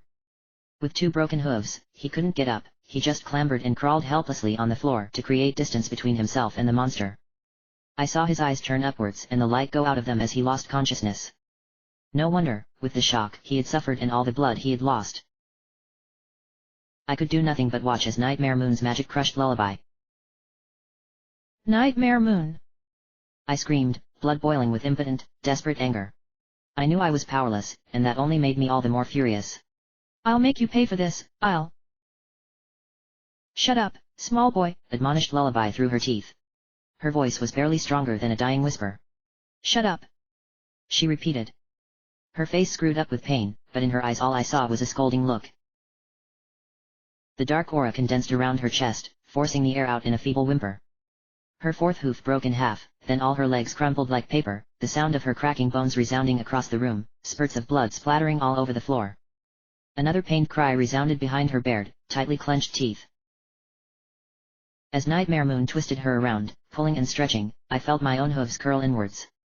My mind barely recognized Lullaby as a pony, anymore, I almost forgot it was her I was seeing, and not a tattered piece of cloth. Her body contorted, and I cringed with the pain I couldn't feel, every crunch resonated within my own bones. I wanted it to stop, I needed it to stop. I could only watch and tremble, and the nightmare reveled in that fact. Lullaby shut her eyes tight and kept her teeth clenched, moaning quietly at every pop and tear of her joints as Nightmare Moon reduced her body to a writhing mass of flesh and splintered bone. Oh, she squirmed, but Lullaby, stubborn, strong, perfect Lullaby, refused to scream. Slowly, Nightmare Moon's grin dissolved. Her aura let go for a moment, enough to let Lullaby hit the floor. Then the darkness wrapped around the limb of flesh that was her hind hoof and dragged Lullaby across the floor, leaving a bloody trail along the way. When Nightmare Moon pulled Lullaby to herself, she lifted her into the air again. As the magic yanked her, I heard skin tear. Scream, commanded the nightmare, twisting Lullaby's body like she was wringing a common rag. Scream. Her magic pressed harder on her, contorting her legs back into themselves. Lullaby opened her eyes, and she stared Nightmare Moon down. I saw her entire body convulse as she moved her tongue about. She gathered her last drops of strength, and tried to spit at Nightmare Moon. She failed. The glob of bloody spit drooped down her cheek from loose, quavering lips, the air in her lungs seeping through her pulverized chest. With a furious howl, Nightmare Moon sent her flying at the massive hourglass by the wall. Lullaby impacted head first. Her crumpled body fell convulsing under the breaking hourglass, neck bent at an awkward angle. Blood seeped from the countless tears in her flesh, tinting red the shards of glass around her. Gradually, the twitching died down. Nightmare Moon sighed. Good riddance. I never did like her, anyway. I'm sorry, mumbled Nyx. Oh, now you speak. I wished I could tear Nyx apart as Nightmare Moon had torn Lullaby. No, I would do worse, so much worse. But I could not because the same monster protected her, she knew better than to bite the hoof that fed her. Paige told us about you, Flora Dawn. As I said her name, her gaze twitched over to me, just for a fraction of a moment before returning to Nightmare Moon. When you ran away, did you think you would become a murderer? Do not listen to them, warned Nye. I am not a murderer, Nyx said, her voice echoing eerily through clenched teeth. Nightmare Moon turned to her. But you are, my dear. She glanced at Lullaby's body. You have been for a long time. Focus, said Nye. Shut it out. Concentrate on the spell and... Hush. Nightmare Moon raised a hoof, turning to a curtained window. I can feel Celestia's magic tingling me. She's lowering the moon. If you truly wish to release me, now is the time to break the last of my soul's shackles. Nyx looked at Nai. Nai sent me a look. If you interfere, he said, Nightmare Moon will once again be set loose upon the world. With that, he turned to Nyx. Set her free. Are you sure? Do it. Nyx took a deep breath, closing her eyes. When she opened them, they glowed with blinding white light, and her amulet lit up brighter. Her horn pulsated in red and white, her aura swirling around it, growing, surging until it came undone in an enormous wave of energy that shot out to the ceiling. The lights arced in the air, turning to cascade onto Nightmare Moon. She reared and spread her wings, opening her mouth wide to drink in the magic. I could have tackled Nyx, perhaps, she seemed to be the key to the ritual, and interrupting her should have put an end to it. As I sized her up, I saw Nightmare Moon wink at me across the lights. Even if I made it there was no telling what interrupting this magic might do. Or I might have tried to smash the jar, and kill New Page. I'd sooner let the world end than harm her.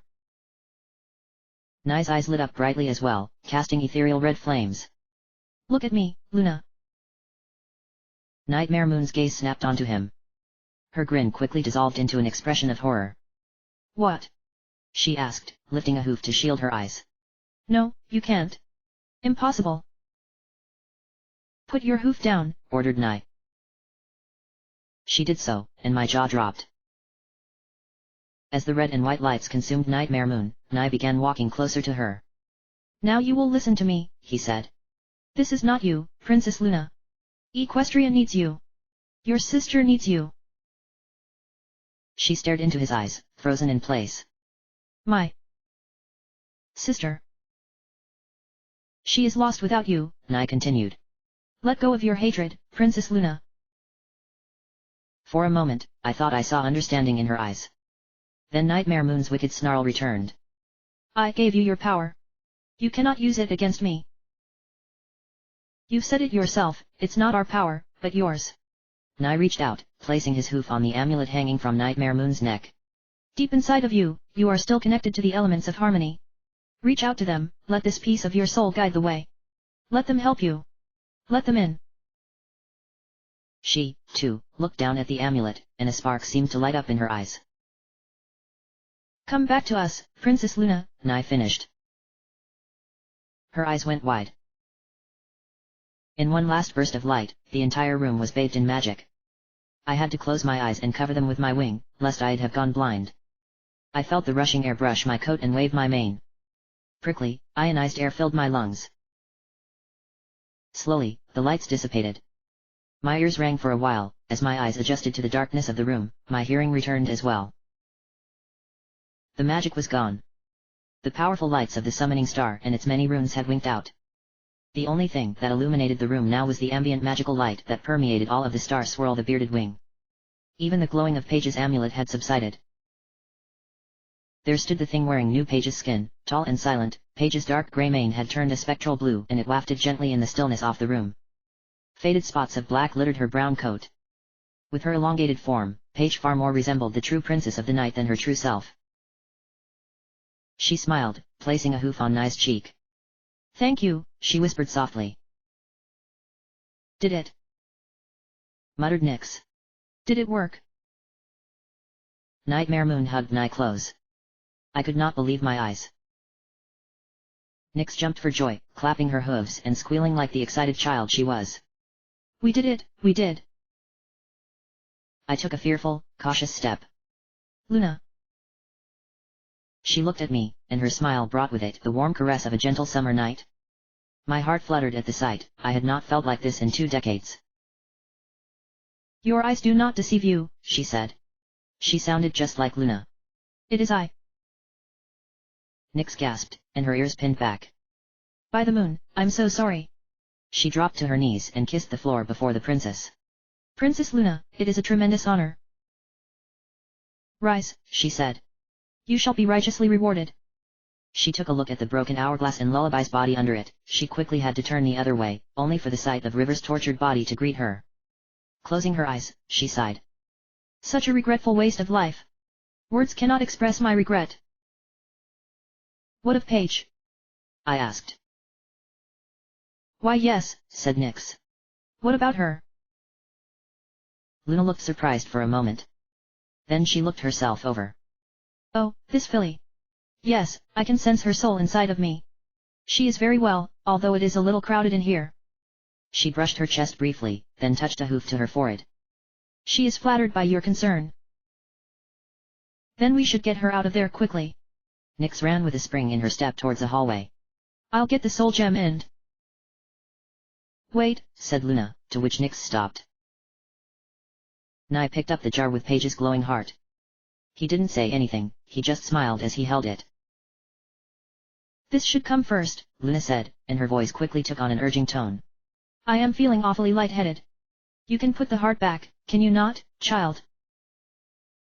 Oh, but of course, your highness. Nyx bowed again, her magic taking the jar from Nye. If you'll follow me. Luna didn't move. Nyx raised a brow. Princess Luna? This way. Her pleasant smile appeared frozen on her face. Her eye, the one that didn't have Nightmare Moon's slit pupil, twitched once. It hurts, she said. I'm sorry, your highness. We'll get you sorted right away. She giggled nervously, rubbing her hooves. But we can't very well do it here, can we? The smile on Paige's face faded. Her body stood completely still, expression entirely blank. Nyx glanced at Nye. What's going on, Nye? Is she all right? Nye's sole response was jerking his head her way. His smile was still frozen onto his expression, even I couldn't help but feel uneasy. No, said Luna, slowly craning her head towards Nyx. She's torturing me. Inside. Her voice was but an emotionless monotone. Not Luna. She's lying, Flora. Pretending. It hurts. Kill me. Please, kill me. Before Nyx could stagger away, she leapt and pinned Nyx to the floor, shouting at the top of her lungs, By the stars, please, kill me. It hurts. Blood spurted forth from both of Nye's eyes, and he fell like a marionette with cut strings. Paige. I jumped into the air and swooped down on Nightmare Moon, tackling her to the floor. Nyx quickly grabbed the floating jar and reared on her hind legs. No. I yelled, looking up. She whipped her hooves downwards as though to smash the jar, but stopped in the last second, holding on to it. She pulled it up and clutched it to her chest, falling to her haunches. Nightmare Moon kicked me off and sent me flying across the room. And she laughed. Can't kill your little friend, can you? Her dark aura enveloped the jar and tore it from her grasp, at the same time kicking Nyx's hooves from under her. Nyx crawled backwards until she hit the wall. I watched the scene play out before me, for fear of what might happen to me if I intervened. And it was going so well, said Nightmare Moon with a sigh. Do I have to do everything myself? Her aura pinched Nyx's amulet and began tugging at it. Take it off, she said. Nyx's gaze darted between the princess standing over her and the limp body of her beloved prophet. Nye, you said she'd save us. Luna, you were supposed to save us. Nightmare Moon leaned down to her and pressed her grin into her face. Nyx couldn't look in her eyes anymore, turning instead to look at the dead Nye. Nightmare Moon licked Nyx's cheek. She shook head to hoof as though rocked by a sudden cold gust. As Nyx whimpered in fear, Nightmare Moon's eyes shot up and she licked her lips, grinning in depraved pleasure. Her hind legs seemed to tremble softly, and I thought I saw something glisten under her tail. Please, Nye, say something. Squealed Nyx, voice trembling and face scrunching with fear and repulsion. You're never wrong. Darkness collected around her and lifted her up. She refused to look at Nightmare Moon, but the aura turned her face towards her. Go on, said Nightmare Moon. Tell your friend you're sorry. She can hear you, I assure you. Nyx burst with tears. Paige. She began, gasping for air. Paige, I'm... Magic twisted her head back with a terrible snap and ripped open her throat. I shuddered at the sound. Giving one last convulsion, Nyx's body fell limp. Then the head kept twisting, cocking this way and that until Nightmare Moon popped it off like the cork of a bottle. She threw the body one way and pulled the amulet from the stump of her neck like a ring from a finger. Then the aura dissipated, letting the head fall as the amulet floated up beside the jar. Backing away, I stepped over River's unconscious body. Lullaby's crushed corpse still rested under the hourglass, Nai lay collapsed and unmoving near the center of the star, and Nick's torn body was in plain sight. Paige, oh, naive, innocent new Paige, not a minute spent sharing a body with Nightmare Moon, and she was already begging to die. As Nightmare Moon turned her eyes to me, I realized just how tiny I truly was. She grinned. A tendril of chilling darkness reached out from her horn and licked my chin, sending shivers through my body. I like you, Crescent Strike. You know your place. You'll make a good soldier for me again. But now, I have some urgent business to attend. A mare must tend to her own health, and... She looked the other way, perking her ears to the ceiling. I sense a certain some pony is displeased and on her way. Magic gathered around her horn, sucking in the light of the room. A sphere of utter blackness grew at the tip, and when it was as large as her own head, the magic shot forth to the ceiling. The energies rumbled as they tore across the enchanted tiles and ate the rock of the mountain, burning a clear path to the sky above. There was no falling debris, not an errant speck of dust, her magic consumed everything in its path, creating a hole almost as wide as the room. It was still dark outside, and the moon shone bright, but the mare in the moon was nowhere to be seen. She spread her deformed wings wide, and her magic brought Nick's amulet and jar close to her. With a single jump, she shot into the sky. Her laughter echoed across the city. I saw her leave across the darkness, glowing like a rising star in a swirl of magic and hate. My legs gave way, and I fell to my haunches. I could only watch as Nightmare Moon flew higher and higher. So it begins anew, I thought. The longest night. I didn't have the strength, or rather, the will, to flee. None could hide from the nightmare. This time, I would get to experience it as a victim. I couldn't decide if that was just deserts or not. There was a flash of yellow light and the sound of thunder high above, higher even than Nightmare Moon. Then another one, and then a third shook the city, the final blast exploding exactly on top of the tiny point of light that was Nightmare Moon. I felt the aftershocks in my hooves. Something flickered in the light of the moon as it flew away in the wake of the third blast, and something else plummeted, straight back down to the archives. Nightmare Moon crashed into the center of the star, landing with her back and clinging desperately to the jar between her hooves. The floor cracked under the impact and the entire wing resounded with it. I could not see Nick's amulet. She didn't even look at me, raising instead her trembling hooves and singed wings slackly to shield herself. Celestia appeared before us in a blinding flash of light. She stood tall as Nightmare Moon dragged herself pathetically the other way with an expression of pure hate. Princess Celestia bore no emotion, but her eyes and horn glowed with white-hot fire that brought the heat of the midday sun to the archives. Not again, she said. Her magic wrapped around Nightmare Moon, picking her up, and with a thunderous bang another magical blast sent her across the room. She crashed through a bookshelf and kept going, only coming to a stop at the next one. Decades-old dust and yellowed pages swelled and scattered in the air as a pile of books buried her. Celestia walked with the steps of a pony, with all the time in the world, taking absolutely no heed of my presence. Did you think to face me in the body of an infant? She asked. You have truly gone mad. Nightmare Moon dragged herself from the collapsed pile of shelves and torn papers, straightening her back and raising her chin high to face Celestia. Even with her malformed body, she still wasn't quite tall enough to meet her. The jar floated up beside her. Oh, sister. She spat a bloody glob to the floor. Her voice shook and her legs could barely carry her weight, but she forced a grin onto her twitching lips. I've missed you so much. A magical shockwave kicked Nightmare Moon's hooves from under her, her jaw impacted the floor and I thought I heard a crack.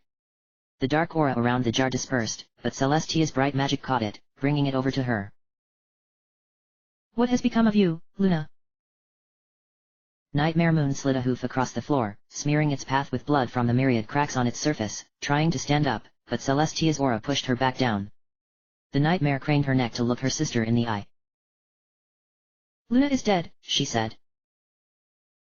The facade of Celestia's stone-cold expression broke for just a moment. Her eye twitched. Nightmare Moon grinned. She is dead, and you killed her. Celestia snarled. I did not. The glowing of her eyes subsided, revealing swelling tears in their corners. She raised a leg and stomped down hard on Nightmare Moon's neck. You did. She kicked her in the stomach, with enough force to make her slide the other way. Nightmare Moon grasped convulsively at her chest, gagging and gasping for air. You killed her! Shouted Celestia. You took her away from me! From up above, through the hole where the ceiling used to be, descended the royal guards, too many to count. They kept a safe distance from the alicorns, tending instead to the bodies that littered the room. A pair of them came up to me and stood me up. They blabbered something, asking my name and who I was and what I was doing there, threatening with this or that if I didn't speak, I couldn't care less about them. I could only watch in silence as Princess Celestia brutalized a helpless Nightmare Moon. She was hurting Paige. Had it not been for the seething magic of the Princess of the Night flowing through her veins, that fragile body would have given out long ago. But Nightmare Moon was inside her, and Celestia knew it. She kicked her and threw her around, combining magic with her own bare hooves. Celestia's aura condensed around the stub of Nightmare Moon's horn, tearing it from its place and casting it aside. Do you ever think about all those you've killed? She screamed, pummeling Nightmare Moon's head, the floorboards cracking under it. It was as if Celestia's body moved on its own, her face was streaked in tears, and her voice shook with choked cries at every word she spoke. Her aura enveloped Nightmare Moon, dragging the slack body to her level so she could look in her eyes. Do you remember the souls who have suffered because of you? Not again, monster. Not again. The royal guards brought a pair of cuffs to bind my hooves. I let them. Nightmare Moon grinned again, the skin on her cheeks splitting like old parchment. Blood ran down her chin. She turned her eyes at the jar that floated beside Celestia. Do you know what that is? She asked. Celestia dropped Nightmare Moon to the floor. It is the heart of an innocent pony, the nightmare continued, motioning at her chest. Smash the jar, Celestia. I know you want to do it. What happens to you if this mortal coil dies? Nightmare Moon coughed. What happens to a soul when its body dies?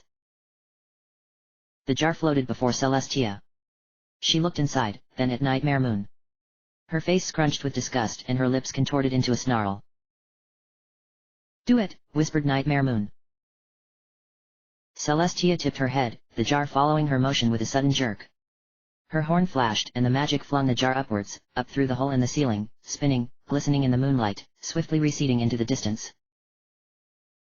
At the same time, a royal guard tried to bind my wings. I kicked him off and ran. The shackles around my legs caught my step. A flap of my wings saved me from tripping. I shot into the air, wings beating with all my might. I did not care for the weight of the chains. Royal guards followed me. But I was faster. My joints burned. Never in my life had I flown so fast. Coming up to the city, I saw a faint flicker of light across the air.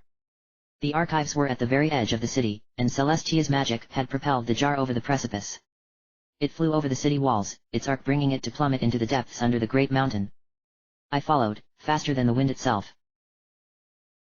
The city wall rushed underneath me, and the sharp, rocky surface of the mountain, and then the staggering drop where Equestria lay at my hooves. I swooped as fast as I could. Faster than I ever imagined I could. I reached out my chained hooves to grasp the falling jar. The ground closed in, but I caught it. I brought Paige's heart close to my own as I slowed down.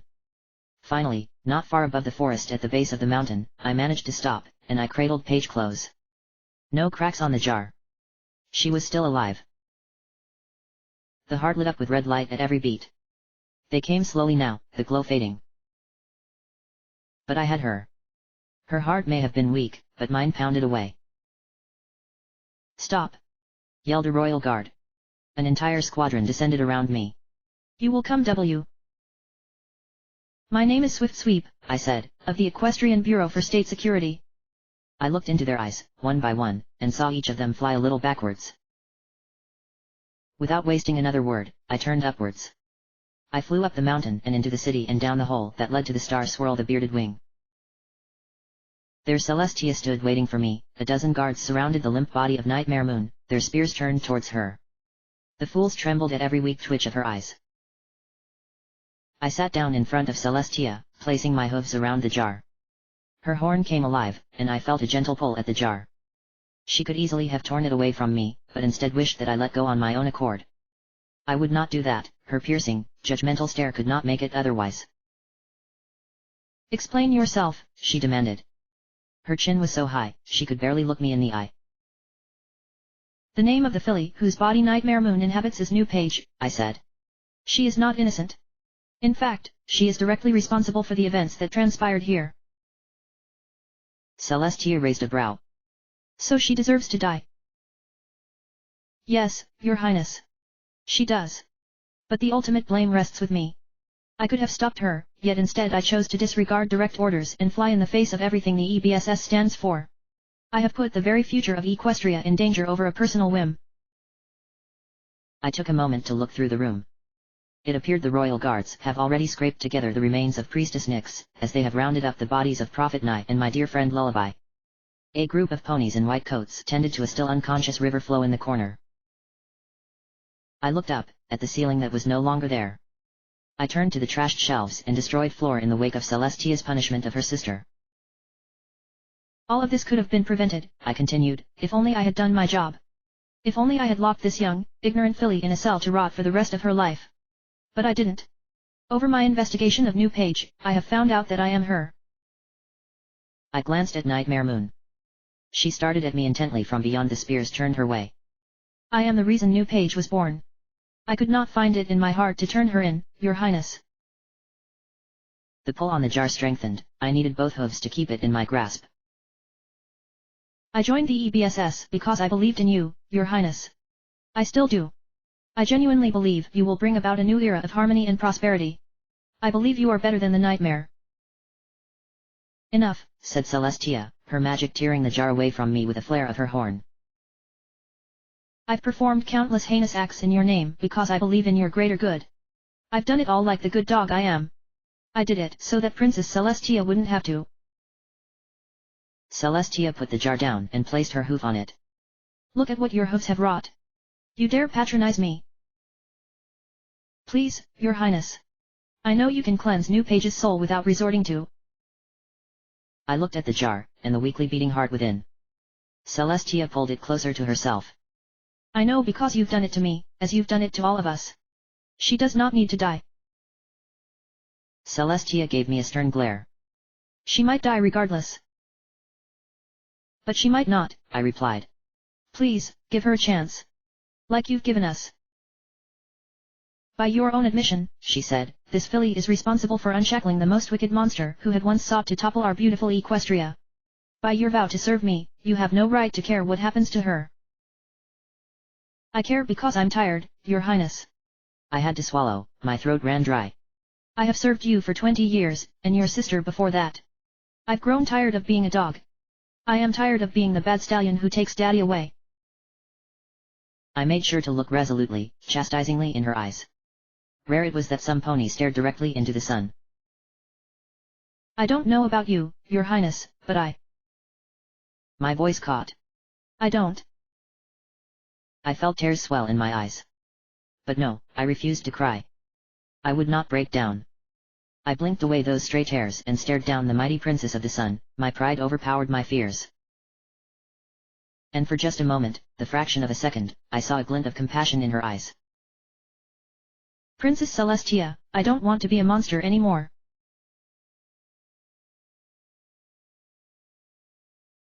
Once upon a time. Princess Celestia. How dare he? That had been my first thought. How dare he?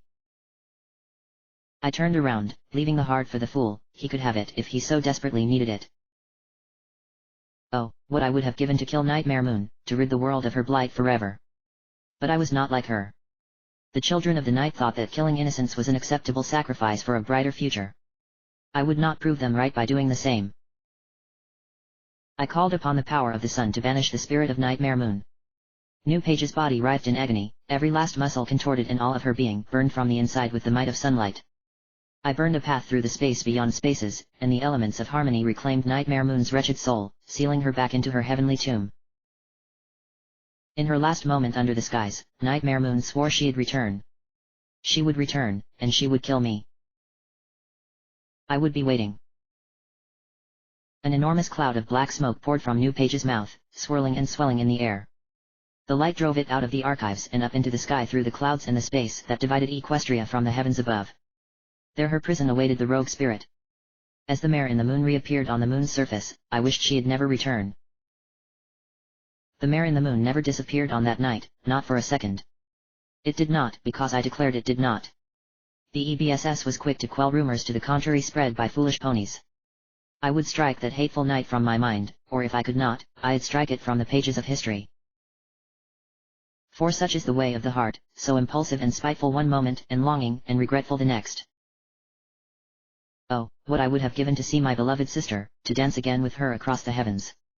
As I looked into the eye of the mare in the moon, my immortal mind failed to find the words with which to express my love for her. I sent the body of New Page to the laboratories beneath Canterlot, and had our most brilliant unicorns tend to her. With the help of an eldritch tome the EBSS had earlier confiscated, they were able to place her heart back in her deformed body. But she did not wake up. Years passed, they fly by so quickly. The ponies in the labs begged me to get rid of New Page. She would never wake, they told me, she merely took up valuable space and magical resources that could have been far better used for other purposes. I rejected their pleas time and time again. In all the time I had kept her unconscious body alive, I had allowed her mother to see New Page exactly once. She never asked to see her again. She could not bear to look at her baby child, not alive yet not quite dead, a travesty, a husk, a puppet of the daughter veiled Quill loved. Swift Sweep, I sent to the mines. I enjoyed the thought of his suffering, any pony who dared speak in such a tone to the one great princess of Equestria deserved as much. I'd often visit him and watch with perverted glee as he toiled away with a blunt pickaxe at the thick crystals in the dank, torch-lit depths. He did not deserve sunlight. He did not deserve anything. For those unfit for anything else, physical labor was their redemption. The crystals they unearthed would help Equestria rise from the ashes. I hated myself for his torture, I knew deep in my heart he did not deserve it, yet I refused to admit it. He was the only reason I ever ventured into the mines, the sole reason that I ever saw all these ponies deemed undeserving of my presence. Their bones were plain to see under the thin skin that hung loosely from their bodies, and their limbs trembled under the weight of even the smallest tools. At least the overseers found it in themselves to hide the whips and spiked chains when I arrived. That was good, I thought, I didn't want to see them anyway. 3 years, 4 months, and 16 days, that much time passed before New Page first awoke. Although her body had regressed much from the monstrous shape the nightmare had left it in, she was by no means in good condition. Her thin bones had become frail over the years of inactivity, and her atrophied muscles barely carried their own weight. Her bat wing had shriveled and fallen off, and it would take another year for New Page to walk on her own. 12 years, 7 months, and 3 days, that is how long it took for me to finally break. I had Swift Sweep released from the mines, the first of many over the coming decades. I called him to see me in the palace. I still remember the way he looked at me. The hateful arrogance in his eyes that he had shown me on that fateful night was long gone. He was old, and looked older still, the mines had been unkind. He looked at me with the eyes of a broken stallion, with nothing but emptiness behind his glazed, blank stare. I remember his first words. To the EBSS? He asked. I shook my head. In your absence, you have been dishonorably discharged. His brows furrowed deeply, making the wrinkles in his wizened face run even deeper. The gallows. I shook my head again. You are free to go, Swift Sweep. Free? He looked at me like he had forgotten the meaning of the word. But I am guilty. You have served your sentence. No, he said. No. He burst. Ah, and there it was, the pride again, resurging even after all these years. Old dogs don't walk free. We have to serve to make up for our sins. To atone. I nodded. You have, Swift Sweep. You are free to go. He fell silent. It took much effort to convince him of his own freedom. When he walked out the door into the sunlight, he swayed slackly side to side as though he had found himself on a rocking ship. He sat down outside the gates of the palace. It had long been finished in Swift Sweep's absence, this had been the first time he had seen it in all its glory. For a while, he simply stared at the sky and the pristine spires of Canterlot. I let him have his piece. I had great plans for the ages that followed. In time, when I no longer required their services, the EBSS would be dismantled. In the wake of generations, some secrets would be revealed, and many more would be forever erased in flames. For I was Equestria, its rising sun and its watchful moon, and the dawn of a new day atop the ashes. Swift Sweep told me he no longer wanted to be a monster. I came to realize how close I was to slipping on the razor's edge and becoming one myself. Such is the power of a single sentence. Centuries hence, Equestria would be paradise again, for I was not a monster. As for New Page, she would play her part as well.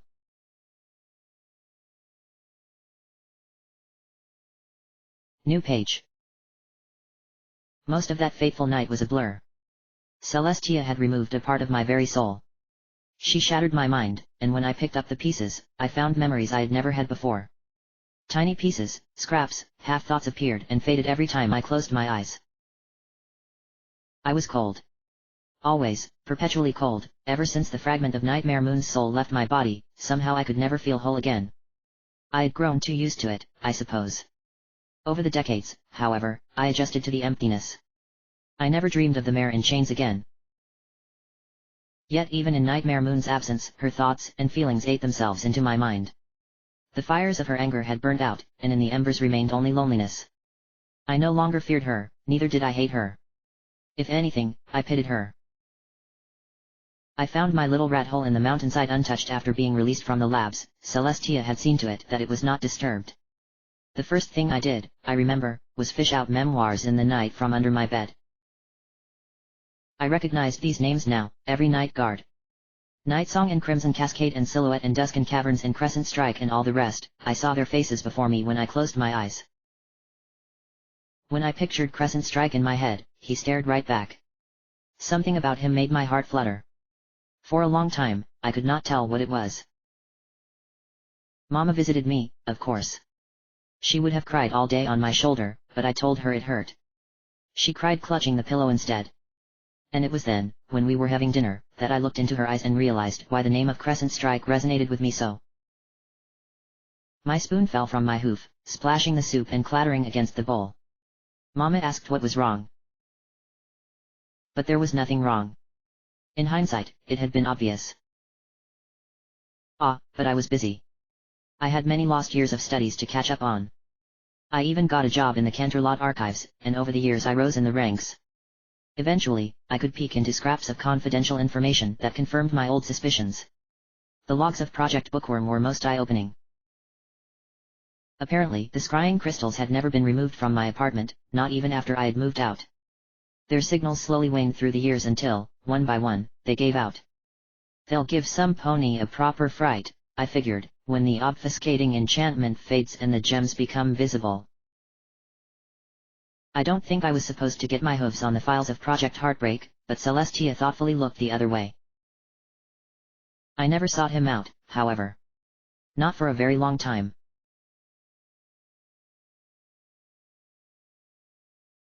I can't remember exactly how many years I let pass. 29, or 30, maybe?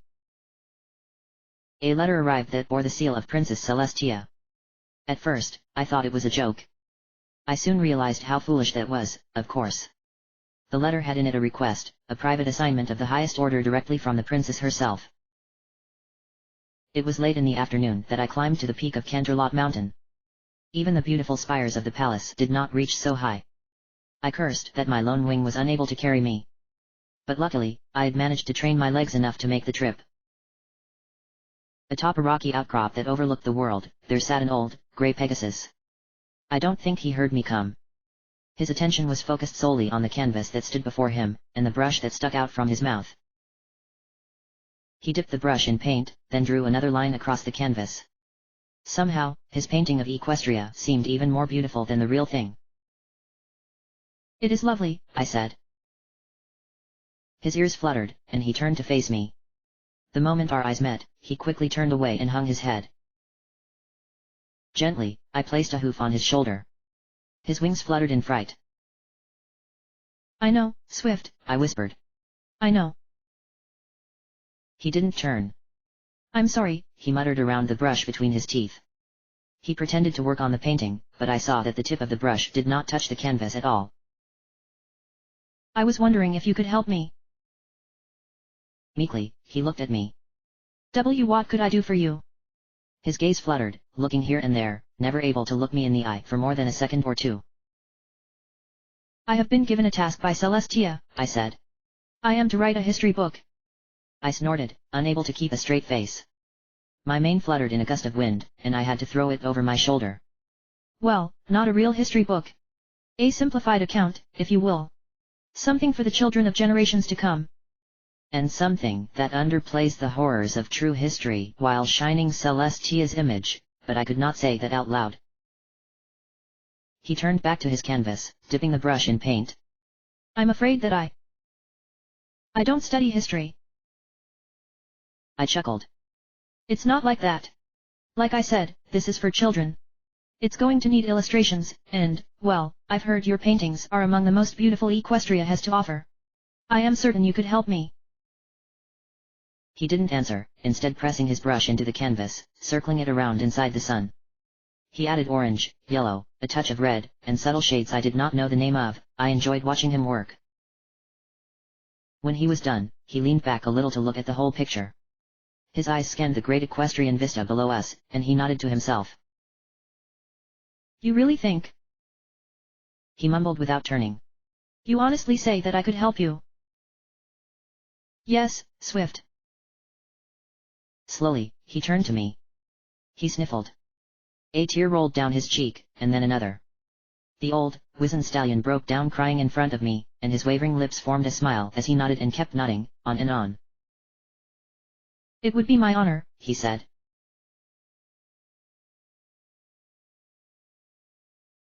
Princess Celestia. Once upon a time, in the magical land of Equestria, there were two regal sisters who ruled together and created harmony for all the land. To do this, the eldest used her unicorn powers to raise the sun at dawn. The younger brought out the moon to begin the night. Thus, the two sisters maintained balance for their kingdom and their subjects, all the different types of ponies. But as time went on, the younger sister became resentful. The ponies relished and played in the day her elder sister brought forth, but shunned and slept through her beautiful night. One fateful day, the younger unicorn refused to lower the moon to make way for the dawn. The elder sister tried to reason with her, but the bitterness in the young one's heart had transformed her into a wicked mare of darkness, Nightmare Moon. She vowed that she would shroud the land in eternal night. Reluctantly, the elder sister harnessed the most powerful magic known to ponydom, the elements of harmony. Using the magic of the elements of harmony, she defeated her younger sister and banished her permanently in the moon. The elder sister took on responsibility of both the sun and the moon, and harmony has been maintained in Equestria for generations since. A young unicorn lay on the lush green grass. Her name doesn't matter. She scanned the book opened in front of her, her eyes going over every line and illustration time and time again, trying to discern the little histories so many had forgotten. She cared nothing for the ponies of the bustling city around her. Lost in thought, she poked a hoof into the book. She pondered, the elements of harmony. I know I've heard of those before. She looked up to the sky and the pristine spires of Canterlot, hoping to find her answers there. But where?